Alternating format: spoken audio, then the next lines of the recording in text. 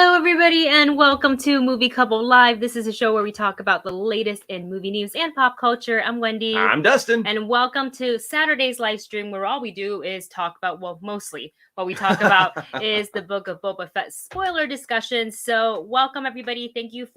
First of all, thank you for being patient. We did push back this live stream. Normally we go live. We try to go live at 2, but we went live at 3 p.m. instead because we had to do another revisit with the vet for Navi. Luckily, knock on wood, guys. knock on all the woods.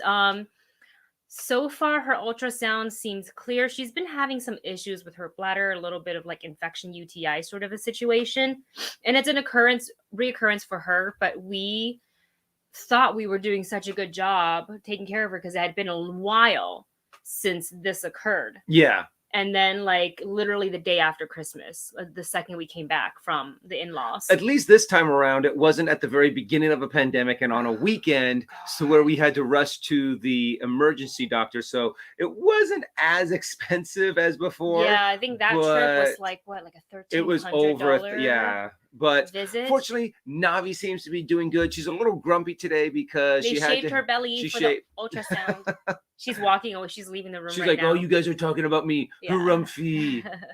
So, oh no, she's coming over here. She's like, "Daddy, give me some loves." Yeah. So we had to leave her at the vet for a little bit, but happy to report that so far the doctor didn't find any kind of no kidney stones, no crystals, and the what is it called? The tests on the bacteria came back that it wasn't a bacteria thing, which in a way I was kind of hoping was bacteria thing because we can clear that up. Yeah, with some antibiotic, like medicine, which she's been on. So like we'll have to just wait and see. She has another appointment in 4 weeks, so we'll just make sure we're gonna see how good you're doing. Yeah, you're going to be you're going to be a healthy. We're gonna pick her puppy, up right now. A healthy little puppy. So everyone go hi, hi everybody. You actually smell like the vets too. They have a lot of cats roaming. Oh yeah, true. Her belly is so naked. I know, it's like. Here, I'll cover up this part. Look at her belly. She's got the shaven belly. Pink belly. All nice and clean, Miss Navi. All right, you guys. Well, hey, look, before we get into spoiler talk for the Book of Boba Fett, I do want to let you guys know that I'm sure you've heard, and it's already in our Discord, the official trailer for Moon Knight is coming this Monday. And I think, so the game or the NFL, like the wild card or whatever it is, I don't even know what it is because I'm not into sports, so I don't follow it. But it's going to be airing on, I think, ESPN and or ABC. Well, Disney owns both, so it's probably going to air on both. But it will debut around that time. I think it starts at 4:30. It doesn't mean that the trailer is going to drop at 4:30. It's probably going to drop around halftime. That's normally when they drop. I don't even know if it's a game or like I have no idea. But we can safely assume that it's not going to drop right in the beginning because you want to drop it later on during the show so that people can like have eyes on it. Like I'm going to tune in because I want to watch Moon Knight. Or you can be like us and just like pace around your apartment until it shows up on YouTube. But the thing is, on Monday, one of us is starting the campaign, a new D&D 5e campaign on the Dragons and Things network on Twitch, which is twitch.tv/the DAT network.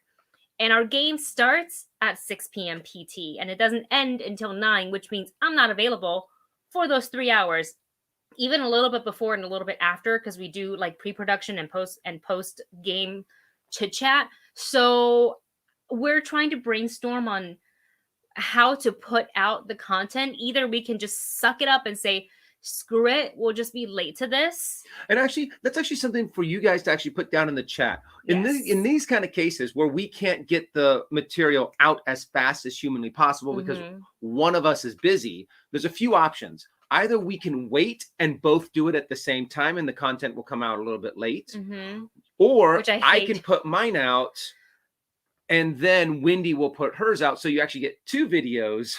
But then is it hurting the channel because you're kind of eating your own views? Like, why is there 2 people reacting to the same thing? Yeah, when it's so we would actually like to see what you guys think and what are some of your thoughts, because we have until Monday to actually plan this out. Right now, I think the plan is that I will record and edit my reaction ASAP and put it out there. And then as soon as we're done, as soon as Wendy is available, she will record her reaction and put it out there as well. Yeah. So let us know or would you rather just waiting a little bit later and then we can both do it together, so it's like a normal standard movie couple reaction. So put that in the chat or in the comments if you're watching this on the VOD. And in the meantime, we're going to go ahead and get to a couple of super chats because I see them popping up. This first one comes from Marvin Martin. Thank you so much. Who writes, Oliver Humanzi, Wild Thing, Buffalo, Victor Key, Juggler, Prince EA, inspiring. Fun fact, Animal Farm. Oh. Russian Revolution and Bigfoot once kind of existed. Do you believe that there is Bigfoot out there?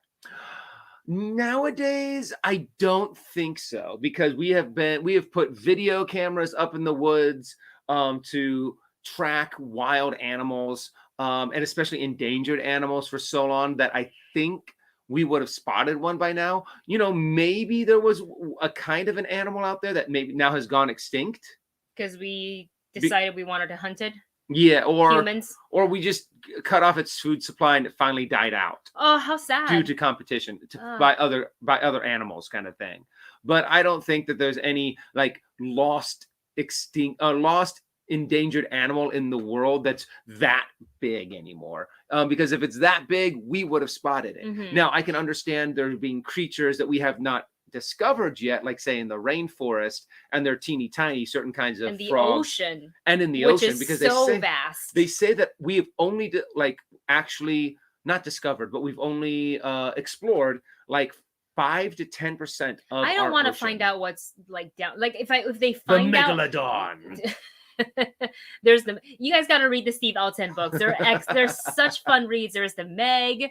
There's like sequels, and I just read the Loch Ness, or it's called the Ness, I think. Yeah. It's just super fun reads. But yeah, like I feel like with the ocean, it's so deep, it's so dark. Like what is in the Mariana Trench? You know, like yeah, exactly. It's like the deep. You have to. Like each dive could potentially, like if one thing goes wrong, like everybody could die because of the pressure. I don't know, but very interesting. Marvin Martin, thank you so much for all the facts, the recommends, and also for you guys who want to drop recommendations. If you're on the Discord, I actually created the it's under general, but it's called Movie Bunch Recommendations. And if you have recommendations like Marvin, you want to be like, I find this interesting, I want everybody to know about it, go ahead and pop that in there. And there's no category, it's just books, TV, games, whatever you want. I do also remember the fact that Animal Farm was kind of based on the Russian Revolution. Oh, well, that's kind of the whole story about it, is the fact that, because what is it? They start like once the animals finally kind of take over the farm, it is the fact that they start saying, well, these other animals, since they walk on 2 legs like the humans did, they're lesser than us 4-leggers. Kind of a thing. And it is amazing just how many like quote fantasy books are like kind of like, you know, like Wizard of Oz or Animal Farm, what is it called? Animal Farm is based on like real life events. Yeah. And it's always really cool to do deep dives into this is what they're about kind of a thing. Wow. And also shout out to Cybo Goblin, who says, yep, there are some great videos about it on YouTube. Look that up. Yeah, look that up. And then there is one more super chat. And let me see. Just got to get to, woo, Steven. Thank you so much, Stephen Crawford. $20 or $19.99 for you, Navi. It is for you. That money goes to you. This visit costs just about all together about $1,000. Because the initial treatment, that's how much we love you, Navi, was $900 plus, and then today's follow up was like another $150. Plus some other medicine that we got her. And now she has all these eye gunkies. Yeah, and then she cried about it. She was like, don't shave my belly. Thank you so much. We will put that in the Navi recovery jar. Navi recovery jar. Very much so. I should make like a little, you know how they have on Twitch little jars? I should see if I can try to make a little jar and like put a Navi sticker on it. I don't know how to do that. I have to get somebody to help me make that. But well, I got a little jar over there that we can. No. I mean, like on Twitch, like the virtual jar, and when people tip, like little thingies fall, alerts and stuff, like they fall into the jar, and it could be like a Navi jar. I don't know. It'll be the Navi fund. I'll figure out how Navi to make fund. that. All right. Thank you so much, Steven. Thank you so much, Marvin. Thank you so much for your Wow. I can't talk. My brain. Are you okay? You want some water? No, I'm good. Super chats. We really appreciate them. Super appreciate you guys' support. My mouth was just like shutting off. Navi supports in the Matrix. Navi supports it as well. Yes, she does. Don't you? Navi. Thank you, everybody. We love you. It's funny. Navi gets very camera shy. Like, she wants all the attention when we first start the stream, and then the second we pull her up and we're like, say hi to the people in the camera, she was like, no, don't look at me, no pictures. I'm like, what? Navi, you wanted here's the attention you ordered, you get ma'am. all the attention, all the love and affection. Anyways, yeah. Okay, let's see. Have I missed it? And we've got Boba Fett in the live stream. He is alive. I am alive. And we have been enjoying watching your show, because today we're going to be deep diving into episode 3. Yes. The streets of Mos Espa. The streets of Mos Espa. It is Mos right?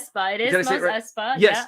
I'm just laughing because one of the comments in our reaction video called it, "Isn't it the streets of Mos Vespa?" I do have to admit, those bikes that they're riding are a little, what is that called? A little too hitting making them look like Vespas a little too much. And they did, even though I thought they were kind of cool, I thought that they did really clash. Let's dive into that first then. Really clash. By the way, welcome to spoiler discussion for Book of Boba Fett episode 3. If you haven't watched the latest episode and you don't want anything spoiled, this live stream and or VOD may not be for you, because we don't want to be the ones that ruined the episode for you. So please put this video on pause, add it to your watch later list, and then watch the episode on Disney Plus, and then come on back, because we've got things to talk about. We have opinions. We want to hear your opinions, and we have some theories for the rest of the season. So stay tuned. And also, quick interruption to go back to the game. So it is a game. Thank you so much to Debbie and to MK for putting this down. The NFL postseason game is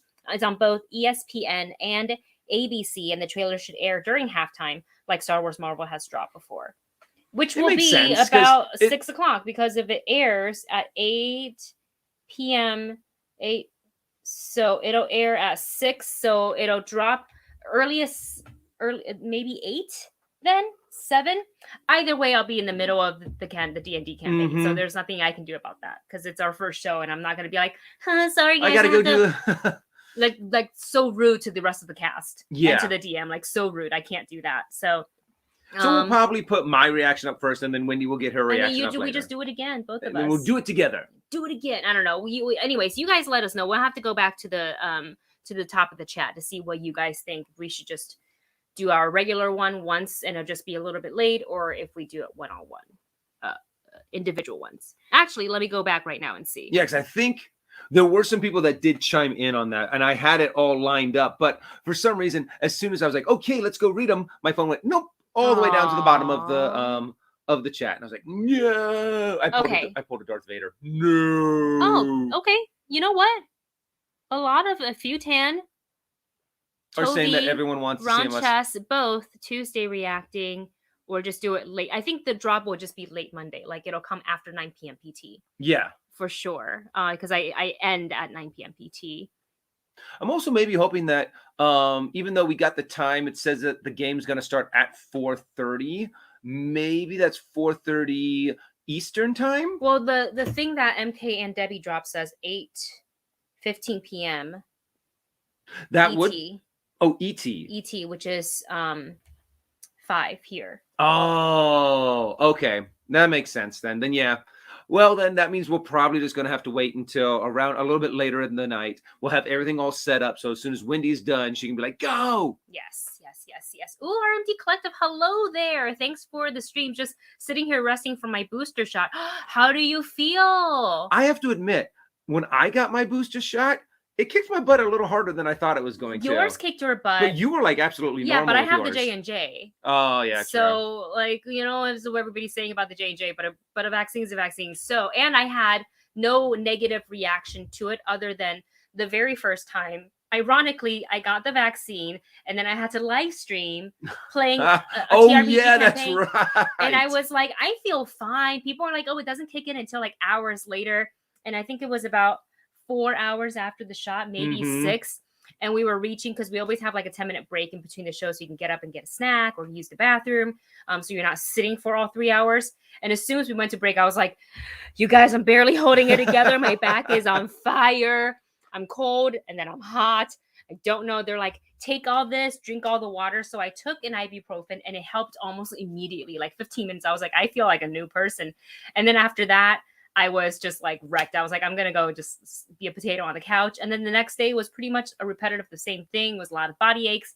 I felt heavy and tired, like heavy, like if you jumped in the pool with all of your clothes on. And then you got out of the pool and then you're just like, oh, you felt weighed down. So that's how I felt. But then when I got the booster, I felt really tired, but I didn't have body aches. I had chills for like 10 minutes. And then I was done. Then I was great. But this one was like not good for about 2 days. I was out. It was the day after. It hit me the day after. I got it on Thursday. And then I was like, oh, shoot, that's right. I have to work on Friday. And I was like, not going to make it. Not feeling good.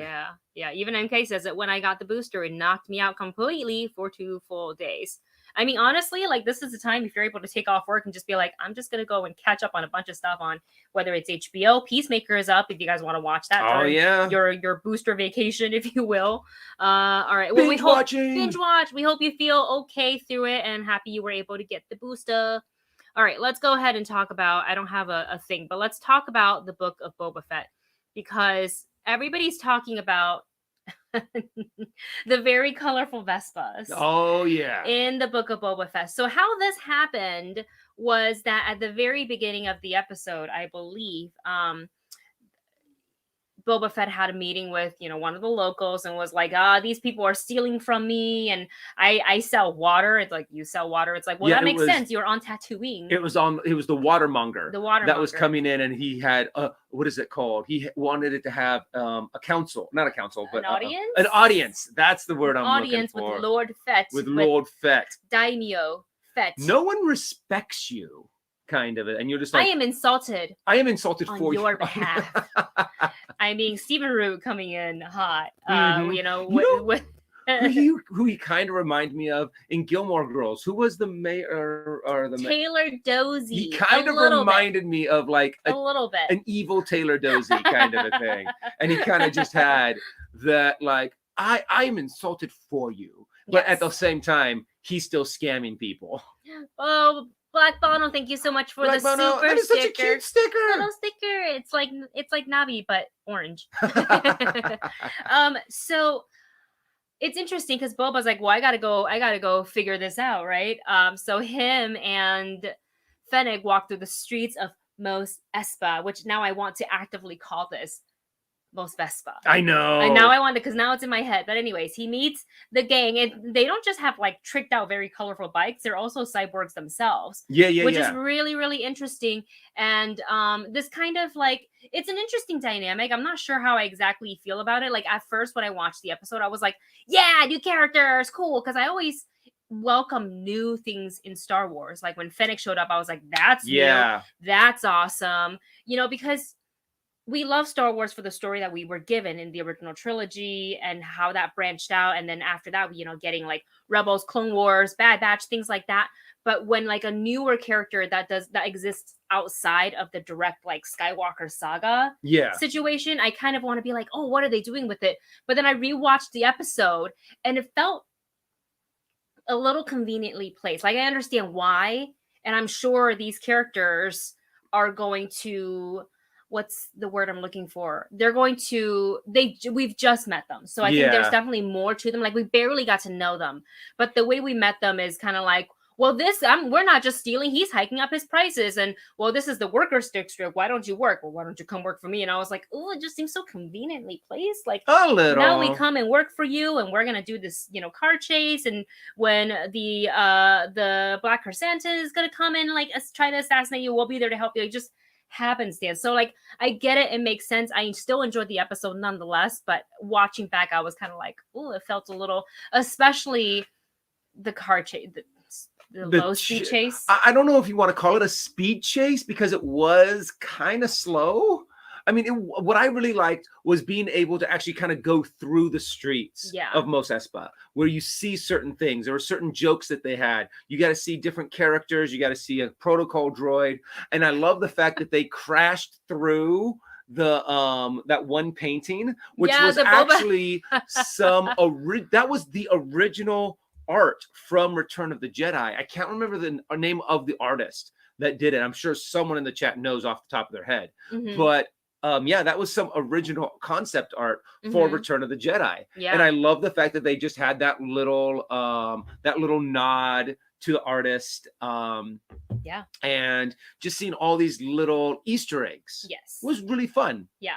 Even though the chase in itself was kind of slow. Yeah, I realized that watching it back, because usually when we do the initial watch, obviously we record the reaction on the initial watch. We don't do a rewatch because I don't have time for that. I have to rewatch later on my own time, or while I'm waiting for the video to export, I will rewatch certain scenes, just kind of relive it. So I definitely later on, like a couple of days later after we posted our reaction, I rewatched the Vespa chase, and I was like, it feels so slow on the side. Like, I didn't feel that when I first initially watched, because I think I was just excited to see new characters and new things happening. And then I watched it back. I was like, yo, it's so slow. And I get it. The streets are kind of, narrow, and like, that's why, like, the bikes, but it's even the bikes move slow. Like, I understand the mayor's, whatever his name is, was driving a bit slow because his vehicle was like as wide as the street. But and also the fact that I think what they were going for was kind of that not car chase, but that chase scene in Back to the Future, to where it's not really a high speed chase. There's even that moment when the speeder kind of, what is it called? The mayor's henchman guy, Twi'lek, goes spinning out of control and crashes sideways, and all of those fruits fall on him. Which you remember very much like the manure in Back to the Future. Oh, interesting. And those melons are, I don't remember what they're called, but we saw them in Rebels. Yeah, that's right. Zeb and what's her name? Sabine, I think, was like, was it some Zeb kind of fruit? Somebody, we've seen them before. So I don't know. I just rewatching, and I was like, man, this is kind of a slow There were chase. some fun parts, but still kind of. And there's a couple parts where the CGI, where the background and the actual action didn't blend for me. I was like to the point where it was noticeable. I was like, oh, I don't know. There's a couple moments throughout this entire series where those moments kind of stick out. Yes. And just kind of reading just the general public's feel about the very colorful Vespas. Like, I'm seeing the comparison to Power Rangers. I think actually someone put it in the chat. The Mighty Morphin Vespa Rangers. They can all form together, join together and form Mega Fett. I think that would be kind of funny. Oh man. But nonetheless, I hope that obviously we'll get to see more of the gang, and one of them at the end is already doing some recon work to kind of check out, like, why are the Pikes here, how many are there, who's welcoming them, where they're going, where they're staying, what's their business on Tatooine. And we'll get back into that in a little bit. I want to get to the super chat. Thank you so much, Zork the Dark One, new to your channel. Really enjoy your reactions. Keep it up. Thank you so much for your support. Thank you so much. Glad you enjoy the content that we're putting out, and we're able to bring some joy into more to come. More to come. And Blade says Mecha Rancor. Oh, that's what they could form. Yeah, that would be really cool if they could form leg. Who remembers that from the Voltron animated series? I'm a leg. I'm the leg. Oh, late to the party is here, I think. Late to the party. Ralph McCurry. A mega Ralph McCurry shows up. Or a giant Danny Trejo. I don't know if people can say no to that. And honestly, let's talk about Danny Trejo. I want to talk about Danny Trejo and the Rancor, because I have to admit, I love the fact that they did a little bit of a deep dive into Rancors, because ever since, Return of the Jedi, Rancors have been, I've just been one of those iconic Star Wars characters, Star Wars creatures. And the more and more we've learned about them through legends and through the extended universe, it's just the fact that you find out they are really, really cool, that they're actually very peaceful creatures, that they are very emotionally complex creatures. And the fact that unless they're threatened, they're really not that violent. And that I can't remember what is their home planet. But actually, I think if I'm not mistaken, it is Dathomir. Because they did mention that the episode. The witches of Dathomir. That on that planet, they're actually used as beasts of burden because they are so peaceful. And I'm just like, I want to see more of that. I'm excited when Boba Fett's like, I want to write it. I'm like, yes, we want to see you write it. We want you to go into battle with this Rancor. And in Dune, they ride sandworms. In Star Wars, they ride Rancor. Oh man. But yeah, Danny Trejo was a welcoming surprise when they pulled up, where I was like, Rancor, and then immediately got distracted. Like, I think in the reaction, I yelled, is that Danny Trejo? Yeah. Danny Trejo is officially in Star Wars, which makes sense. I think him and Robert Rodriguez always work on stuff together. Yeah, they've done so much work together. I kind of love that. I can't believe we didn't see it coming. Like, eventually this would have happened. Like, just picks up the phone like, hey, Danny, we got this role for you. Want to come and train a Rancor? Yeah. Okay. And I'm sure Danny's like, yeah, I'll do it. In that deep, he can growly voice. Trejo donuts? Trejo donuts. Or is it the tacos? No, I think it's donuts. I think Danny Trejo owns a donut shop. Maybe he does both, right? Hey, you know what? Stamp Danny Trejo's picture on a taco or a donut. It's good. I want to say he owns both. Yeah. Let's see here. I want to go to the... Oh, Eric from Blind Wave almost cried after the concept art was destroyed. Oh, man. Dathomir.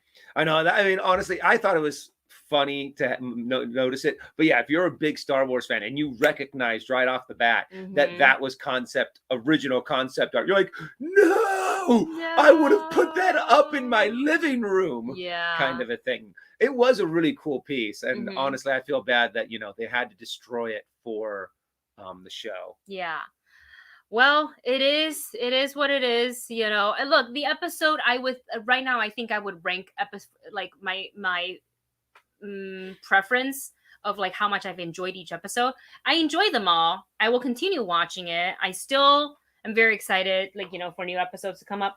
Navi, don't like, this is probably why you get weird things happening to you. I would say episode 2 is the top fave. Oh yeah. Episode 1 and then episode 3. Very true. But one of the things that we really do need to talk about is what Boba Fett saw in his flashback. Oh, his flashback does. His flashback does, which is now what we are going to be calling them. Yes. The fact that he went to go do business with the Pike on the, what is it called? For the Tusken Raiders. Yeah. And he came back. Mos Eisley. Back in Mos. I even was like, this looks like Mos Eisley. And as soon as who knows where the Pikes are for Mos Eisley? I was like, yes, I got it right. Yeah, so he goes and talks to the Pikes and saying like, hey, we just want to collect the toll and letting you guys know this is the deal, and we will, as long as you pay, you will be guaranteed safe passage, and how he reiterated like these dunes belong to the Tuskens. Except that there was one little hindrance, is that same biker gang that he went and stole the speed bikes from the Tashi station. They were saying that, they're also claiming that we need to pay their tolls. And so the Pikes are saying, look, we're fine to pay the toll, but we're not paying it twice. So is it you or it's them? And Boba's like, I will take care of it. So he was like, I got to go and deliver another beatdown to this biker gang, only to come back to find his entire tribe annihilated. I was actually very surprised to see that move. But as soon as you saw that smoke, that was very reminiscent of A New Hope. Yeah. When Luke comes home and sees his family just completely wiped out. It's very reminiscent of that moment. And it was just kind of like one of those things you're like, Oh, I actually didn't see that coming. Yeah. I really thought that Boba Fett was going to kind of make the Tuskens more of a dominant presence on Tatooine and not just like some random tribe kind of a thing. And it doesn't look like that's going to happen now. But I'm very curious on what Boba Fett's next move is going to be. If he's going to go and wipe out that biker gang and you're just going to see Boba Fett unleashed. However, that flashback was interrupted by someone very rudely ripping open his batha tank and pulling him out and throwing him across the room. Yeah. I don't have I couldn't pull a nice solid image of their fight because it was kind of dark, so I decided to use this one because you can see Black Chrysanthemum in all of his glory. But yeah, that fight, I wish, for some reason, again, I realized this on the rewatch, but I wished that it was actually a little bit more longer and that it showed how damaging and powerful Black Chrysanthemum he is because in the comics, and you guys have said it, and people in the comments of our reaction video have said it. Yeah. And I really expected him to do some more devastating damage regardless that he was outnumbered. Yeah, and also the fight kind of reminded me of those old bad, like the Japanese ninja movies where they'll have one hero in the middle and then one guy attacks but he's surrounded by hundreds and everyone else is just sitting there waiting, and I'm like, no, all of you attack at once. Kind of a thing. When the biker gang came in, it was a little bit more, they tried to simultaneously attack, like it was still one attack, like a wrap around his wrist, and then the girl came up and stabbed him, and then it was this, and I just found the choreography to be a little lackluster, kind of a thing. Even though it was really cool to see Black Chrysanthemum in action, I still feel like, that big knuckle punch that he does to Boba Fett's face, I would have really liked to seen like some more damage done to Boba Fett. I really feel like they're trying to take this and make it, they could make it a good like PG-13, but they're really keeping it like PG, these fights and these action scenes to where, what is it called? The Mandalorian. There was that moment where that guy gets cut in half in the very first 5-10 minutes of the episode. And you're just like, oh! And I would have loved to see more like that, to see something a little bit more brutal. True, you don't need the blood and the guts, but if you had one of the Gregorian guards actually not just wounded, put him in my batha tank, but actually killed, to show just the brutality of Black Chrysanthemum. He's a gladiator. He has been in a coliseum to where he's had to kill to stay alive for others' entertainment, so to speak. I just want to go to this comment real quick. Steve, we're sorry, we didn't mean that they are a ninja crew. We're using it as a comparison of the fight choreography that gave Dustin the feel of a reminiscence of like a Japanese or older martial arts films, like foreign films. We're not calling the biker gang a ninja crew. That cliche in those movies, because they're not, to where you have the crew. One hero inside of a big circle, and you only have one guy attack, and then one guy attack, and then one guy attack, as opposed to, hey, let's just all get them at once, kind of a thing.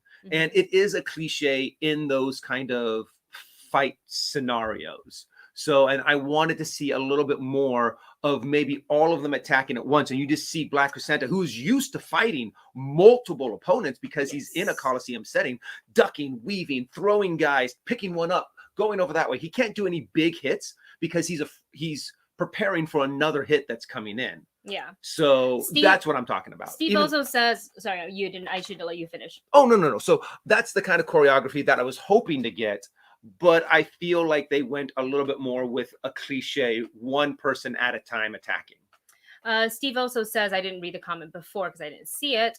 Says, no, they need training. They need train. I gotta put this up. They need training. They fight maybe he means to say the fight was that way on purpose. That's why they can't fight no training. Potentially, that's very true. It's potential, potentially that could be true. And but I just thought that they were, I guess they're just a gang. They're not trained fighters. Like they have like some self-defense because they do have the items on them and like weapons on them that seem to help them, but they're not like, Yeah, they're not they're no trained Fennec. gladiators They're no like Fennec. Yeah. or a trained assassin like Fennec, or a trained gladiator like Black Chrysanthemum. Yes. That is a good point. Mm-hmm. I'm just wishing that you could have had this moment to where you could have shown Black Chrysanthemum's amazing fighting skills in this moment, to where he's not just a big, huge brute that no matter how many times you punch and hit him, he's not going to go down, but he's actually skilled as a fighter, kind of a thing. And you know so what? That's just my personal opinion. If you like the fight, that's awesome. Yes. And I think 100% we're going to see Chrysanthemum again. I want to. Because when the Hutts came in and was like, oh, we came to apologize. We're trying to kill you with our gladiator. We're bringing you the gift. We're giving you Danny Trejo and a baby Rancor. Enjoy. But also, we don't want the Black Chrysanthemum back. He failed. You can just resell him back to the gladiator. We're leaving. You should too. Bye. Which is really interesting because I never really expected the Hutts to back down so easily. I wanted the Hutts to stay around. I kind of wanted them to. Yeah, I find it interesting that the dynamic that they would bring to the show. That's not to say that we don't think they're going to come back. They potentially could, if we're going to kind of lean towards the crime syndicate part, which I want to see even more of. But that's how we find out that the mayor has been lying to everybody, and he's really been promising the whole territory to the Pikes. So when we knew from when they were revealed during the train scene in episode 2 that like you don't just introduce the Pikes to kind of talk about the Pikes. For a cameo. Like the Pikes are in because they're we've already seen them in previous Star Wars shows before. I think Rebels was the one, a little bit in Solo, but at the very end, oh wait, sorry, let me stop my thought.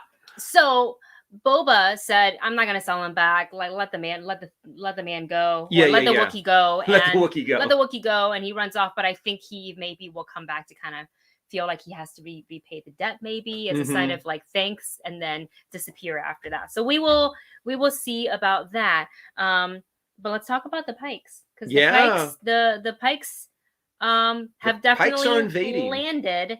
And it's just the Pikes have landed. The Pikes have landed, and even Fennec said this is just the first wave, which I find interesting. So, with that said, with the Pikes coming in, this really I think like ups the ante for me, because I've been dying to get more into this like whole crime syndicate political stuff.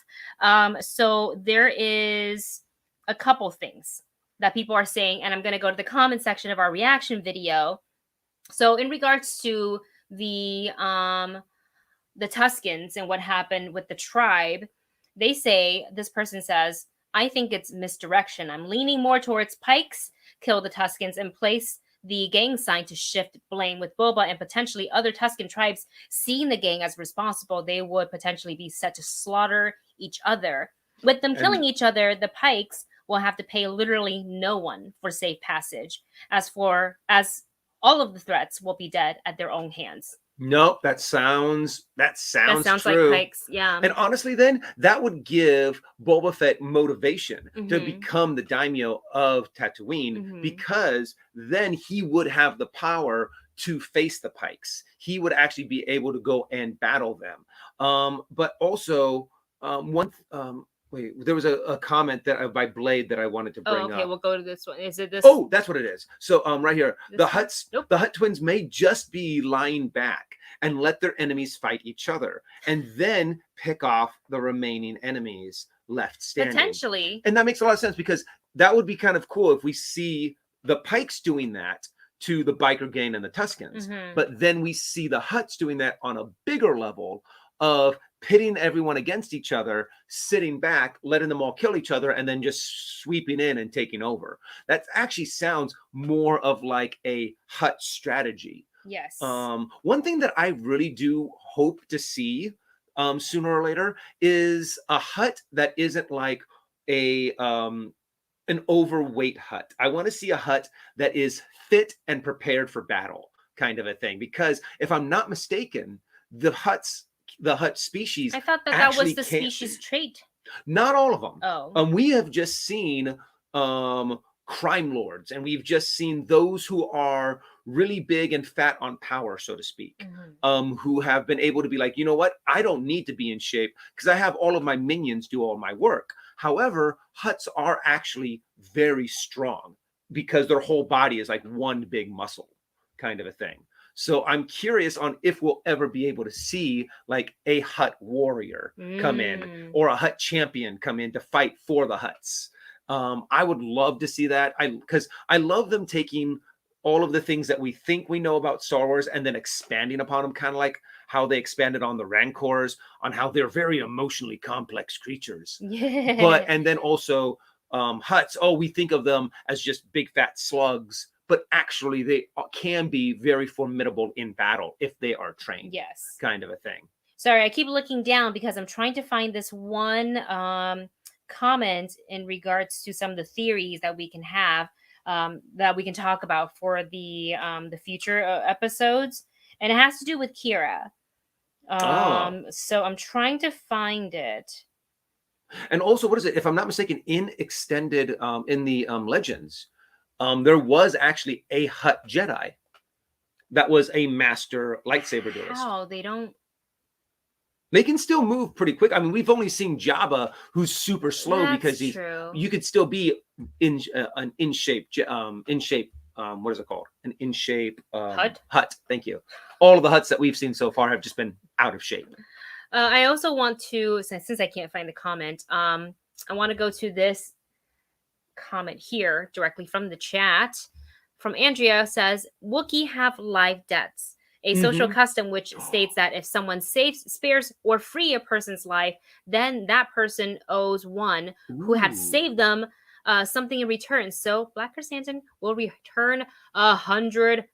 Yeah. I Come mean, and save Boba you don't in the last introduce a minute. cool ass character like that and not have him come back. Oh yeah, you know? Because I have to admit, even if I had my little bit of a about the fight that they had, I love Black Chrysanthemum. I think he looks so badass. So cool. I want to see more of him. And I mean, he's such a cool looking character. Yeah. And I want them to come back and expand his character more and have lots of fun with him because he's a really cool looking character. Yes, absolutely. And this comment from Aurelio, who writes, Hutts are basically sumos or like Kingpin. It'd be amazing to see one in action because even my mom asked, why are they in charge? Yeah. I wasn't expecting. How did Hutts become in charge? I can just see. Oh, that's great. I want to watch Star Wars with your mom now. I'd be like, so why are they in charge? You got to be carried around. You sweat a lot. Yeah, you have to have that little mouse. You don't wear any clothes. I mean, but that's fine. I mean, that's just the Hutts. Mm-hmm. They have cute fans and they have cute like accessories. Mm-hmm. But in any case, that made me laugh out loud. That's very, very funny. Oh, Jacob, thank you so much. Oh my gosh, Jacob, thank you so much for the super chat. Jacob, 26 Film Guy writes, "Hey guys, loving the live correcting myself in a previous live. I said Zendaya won a Golden Globes for Best Actress for Euphoria. It was an Emmy. Oh, okay. It was an Emmy, and she is the youngest winner at 24. Wow. That's Season awesome. 2 is astounding. Her performance is amazing, worth a watch. Yeah, Zendaya, like if you haven't watched, like for people who think, I don't know anybody out there that says she can't act, because I think she can, but maybe most famously right now she is known for playing MJ in Spider-Man, and that's kind of, it's one type of character, but the girl can get super emotional. Oh yeah, super raw. And also there was another, what's the one that came out at the beginning of the pandemic? It's in black and white. It's with yeah, that's right. David something Washington. Oh no. Yeah, it's with Denzel Washington's son, right? Yes. It's amazing to watch her continuously improve in front of our eyes. Not to mention she literally slays every single red carpet. Like the fashion, the makeup, everything, head to toe. I was like, are you perfect? You are perfect. Malcolm and Mary. Yes, Malcolm and Marie. Marie. Malcolm and sorry. I just did a quick glance. I was like, oh, that's the name of it. That's thank right. you so much. Yeah, that was, man, can you believe that came out at the very beginning, 2020, like the beginning. Yeah, 2020. I think it was 2020. I was pretty sure it was because you know why? Because there was nothing else to do but to pay attention to movies. So we're sitting here trying to be like, is that the world ending? What is happening? John David Washington. John David Washington. Thank you. Oh my God, I got to get these bots out of here. You guys. I got rid of them. Okay, good. You already beat me to the punch. Yes, I got rid of them. Jacob, thank you so much for letting us know. And I feel like this is just tip of the iceberg for Zendaya. Girl is working. She is talented. She's got the drive. I would not be surprised if she goes on to win more Emmys, more Golden Globes. I wouldn't be surprised if she gets an Oscars. Yeah. Yeah. You know, she can sing and dance, like maybe a Tony's in the future. For her, she can get one of the EGOTs. She can be one of those. You get all of them. Get all of them. I wouldn't doubt it because I would love. Yep. Big fan of her. See her like just show off her triple threatness. Yes. Okay. So I think I found the comment that kind of led you and I down the rabbit hole of discussing our theories about future episodes, potential cameos, but we're not sure. So this one comes from RB, and this is a comment from our reaction video to Boba Fett episode 3. I said 5. This is 3. Something about Fennec is off. Wonder if they're gonna reveal she's a secret bad guy undermining Boba or something. Wouldn't be surprised if she's still loyal to the Hutts. I don't know if she's ever worked for the Hutts, but there was another similar comment where it said that maybe Fennec worked for another crime syndicate, maybe Akira, and maybe she's been sent to. This is not what we're thinking. This is what the person was theorizing, that maybe she's been sent to or maybe been paid to keep an eye on Boba as he rises to the ranks as the crime lord, and then eventually she will like slowly report back to Kira, which so you and I kind of discussed that the potential of Kira showing up because of her connections to the crime syndicates. But here's the thing, Red Dawn, I believe. Yes. But here's the thing, as much as that theory is super interesting, I think, I could be wrong, I think there's really nothing off about Fennec. I think that she is going to be loyal to Boba because he saved her life. She was shot by Mando, left to die on the desert. He came in and repaired her. And when we saw her back again in The Mandalorian, she had showed she took off her belt and she showed her kind of android cyborg parts where Boba had helped her. And if they do go the route of Fennec kind of being a double agent, I actually think what she might be is a double agent for Boba. Is the fact that before she met Boba, she has connections to Kira, the Red Dawn, to all of these different crime syndicates, and Fennec had connections with once. I'm still trying to find the comment. And Boba is using her connections in order to set things up, to get things in motion. Because I wouldn't be surprised if Boba's not just trying to become just the daimyo of Tatooine. I wouldn't be surprised if he has motivations to try to take over all of the crime syndicates. He's going to try to take over the Pikes. He's going to try to take over the Hutts. He's going to try to be in charge of the Red Dawn.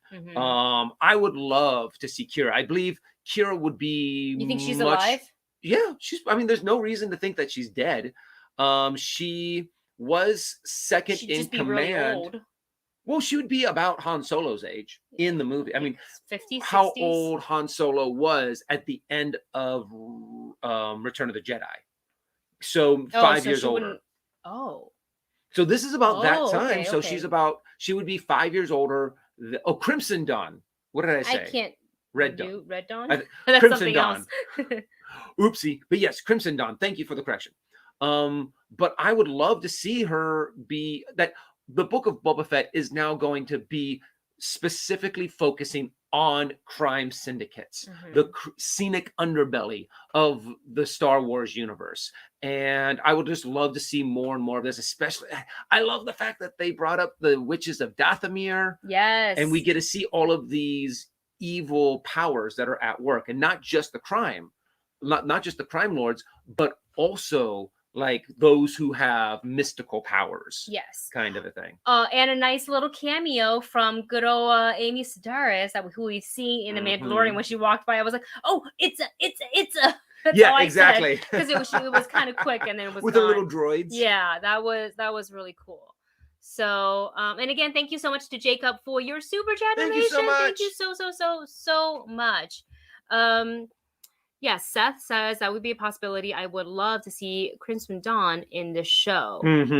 I mean, I wouldn't be surprised if they show up closer to the end. Like this one's going to focus, it seems like, mainly on the what is it called? Mainly on the Pikes and the Hutts. Yes. I really hope that they're not done with the Hutts in this season. I want to see the Hutts come back. I want to see them more once or twice at least one or two more times in this series. Yes. I mean in this season. But maybe they're going to be the big bad that is revealed at the very end. Maybe they're going to reveal that Crimson Dawn is going to be the big bad at the very, very end. So we do see like a cameo of Kira turning around, making some big decision. That'd be cool. That'd be really cool.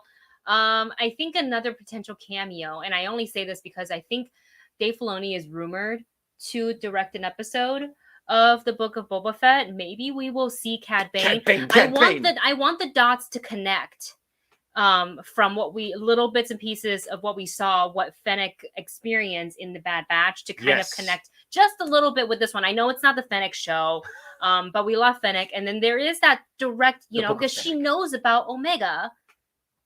So, like, does she know this when she's talking to Boba Fett?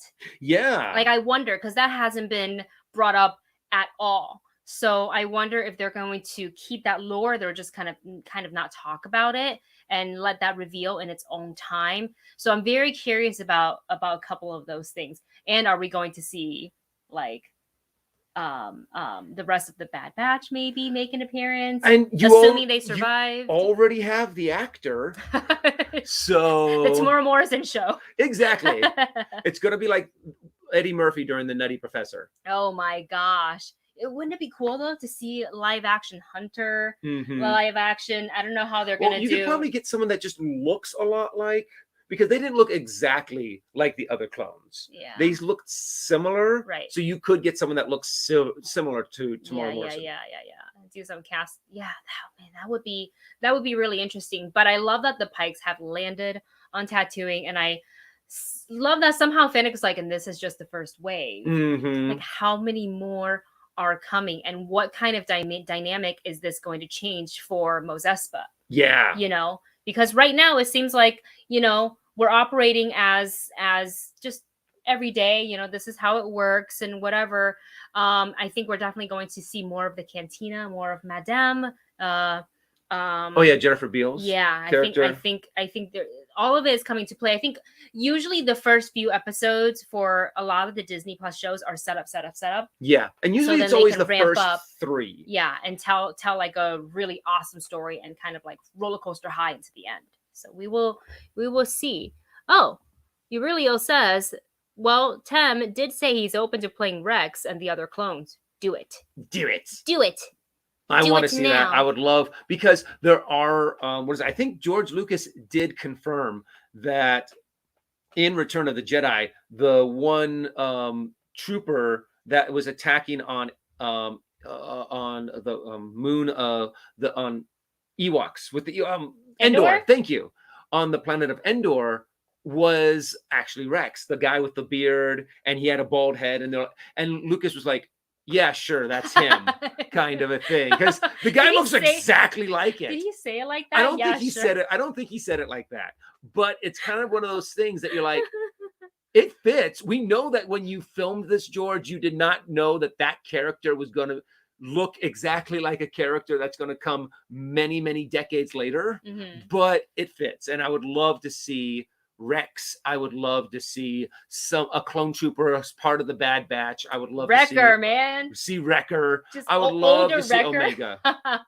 Yes, that would be really interesting to see if I'm not saying they have plans for it. They technically don't really need to connect it, if they don't want to.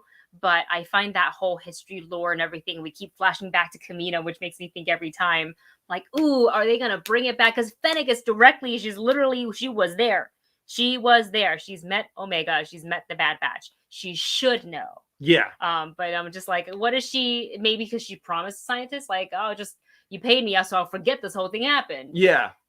But like, and yeah, because she paid her. All she did was get paid to keep an eye on her, and that's pretty much it. Andrea has this interesting tidbit: the Pikes are under the control of the Crimson Dawn since Clone Wars season 5, so it's really possible to see Kira in the finale. That would work. It would fit. Yeah. I mean, you would have to age. Who's the actor? Oh, Emilia Clarke. Emilia Clarke a little bit, because when we saw her before. Yeah, she looked. That was back even before A New Hope. Just a little. Well, maybe just change her hair color. Yeah, a little bit. Just age her up, because it would have been at least maybe about 10 years. She comes in on Dragon. Well, honestly, that's Dracarys. What is it? When Boba Fett says that he's ridden an animal 10 times the size. Kind of a thing. It is a reference. I think someone put it in the chat to the holiday special when he rode that big. I don't know what that animal was, but also in the Mandalorian lore, there were, if I'm not mistaken, dragons on Mandalore, huge dragons that some of the Mandalorian warriors actually rode. So I have to look up the more finer details, because I'm not 100% familiar, but I remember seeing a picture of these big dragon-like creatures on Mandalore, the ancient Mandalorian warriors. Funny. But now they're all like wiped out. Yeah. Well, the mythosaur. Oh yes, that's right. Yeah. I mean, I feel like this show has, like, all the future episodes of Boba Fett, Vespa, colorful Vespa aside, has potential. I just think they felt like the story, like they need to set up a little bit and then give it to us. One of the like most common complaints that I'm seeing, especially after seeing this episode, is that this Boba Fett doesn't have what we know Boba Fett to be, like that person, that ruthless personality, the trait that can carry over. That I would say that is the most common thing that I'm seeing in all the comments. We want to see a little ruthless Boba Fett. Remember, Darth Vader went up specifically to Boba Fett and said, "No disintegration." So obviously Boba Fett has a problem with shooting first and asking questions later, kind of a thing. So we want to see a little bit more of that Boba Fett, to where in this kind of scenario, once he finds out, like, what is it? The mayor is with the Pikes, and he's like, well, then I guess you're no longer any use to me. He shoots them, kind of a thing. Not the mayor. So badass though. He just like walks in and just offs him in the head. Yeah. And it's one of those things that it's that kind of, badass personality kind of character that we expected, but we have not gotten to see yet. Yeah. So we want to see, we saw a little bit of it when he went into that bar and beat up all of those guys, all that biker gang. Yeah. But we want to see a little bit more of badass Boba. Yeah, absolutely. So, because that's what drew us in from the very beginning, is the fact that he was such a character that we're just like, oh, we know nothing about him, but he looks like such a badass. I want to see more, kind of a thing. Yeah. Well, I mean, we definitely have some episodes left, so we will wait and see what happens, what kind of stories they give us for the next episode, and then ones after that.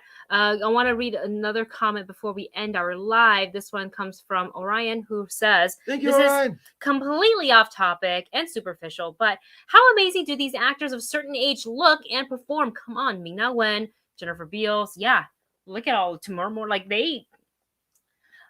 Ming-Na's amazing. She like age backward.